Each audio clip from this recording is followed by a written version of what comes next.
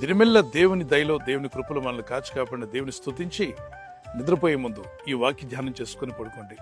ఫిలిప్పీ 4:19 తీసుకున్నాం. దేవుడు తన ఐశ్వర్యం చొప్పున క్రీస్తు యేసునందు మహిమలో ఈ ప్రతి అవసరము తీర్చును.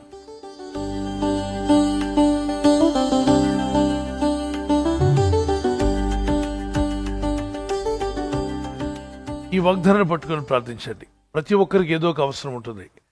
జీవితంలో అవసరం లేని వారంటూ ఎవరు లేరు.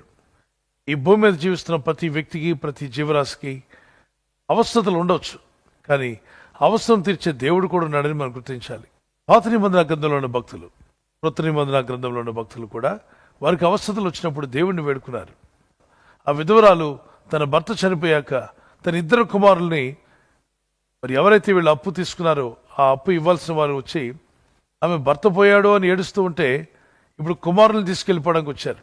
అమ్మ, మీ భర్త అప్పు చేశాడు, ఆయన అప్పు తీర్చకుండా చనిపోయాడు కనుక మీ 2 కొడుకులను తీసుకెళ్లి మా పొలాల్లో పని చేయించుకుంటాం, వారి జీవితకాలం అంతా మా పొలాల్లో బానిసలుగా పని చేయించుకుంటామని. దానికి ఆమె ఏం చెప్పాలో అర్థం కాల. వెంటనే ఆమె పరిగెత్తుకుంటూ దేవుని సన్నిధికి వెళ్ళింది, ప్రార్థన చేసింది.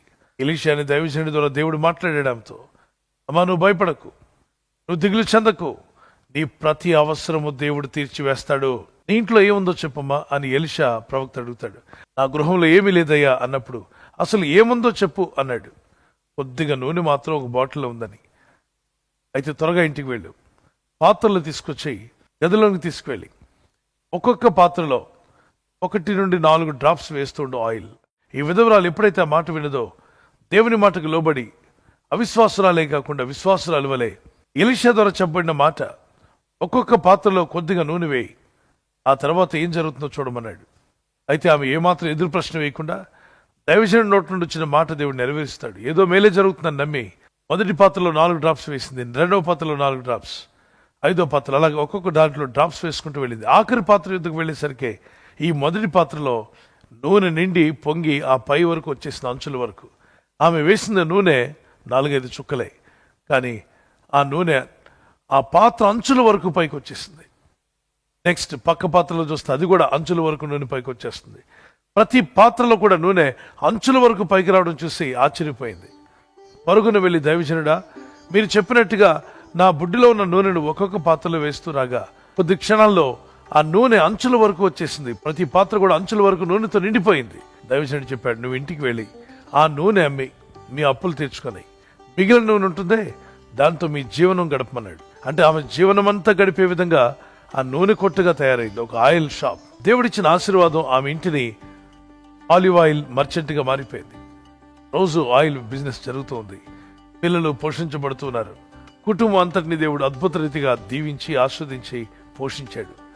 దేవుని ప్రజలారా, దేవుడు తన మహిమైశ్వర్యంలో మీ ప్రతి అవసరం తీరుస్తాడు నమ్మండి. మీ అవసరం ఒకవేళ మీ పిల్లల గురించి అయి ఉండొచ్చు, మీ అవసరం ఒకవేళ ఉద్యోగమో, వ్యాపారమో, పిల్లల చదువులో, దేశ విదేశాలు వెళ్ళడమో, అప్పు బాధలు తీరిపోవడమో, కోర్టు కేసుల నుండి బయటపడమో, జీవితంలో ఏదో సాధించడమో, మీరు అనుకున్న దాన్ని పొందుకోవడమో, ఒక నివాసము, ఒక ఇల్లు కట్టుకోవడం కానీ, ఇల్లు కొనుక్కోవడానికి కానీ, లేదా ఒక స్థలం అమ్మాలని మరో స్థలాన్ని కొనాలని, ఒక వస్తువు అమ్మాలని మరొక వస్తువును కొనాలి. ఎన్నో ప్రయత్నాలు జరుగుతుంటాయి.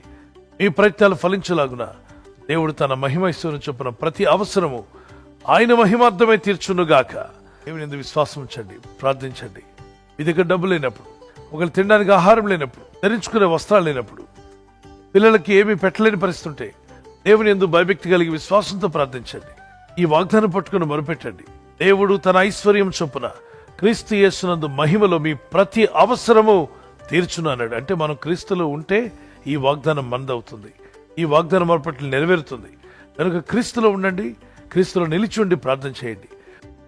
పరిశుద్ధుడా నా పరలోకపు తండ్రి, నీ నామములో ప్రార్థిస్తుండగా నీ వాగ్దానం సెలవిస్తుంది ఆయన.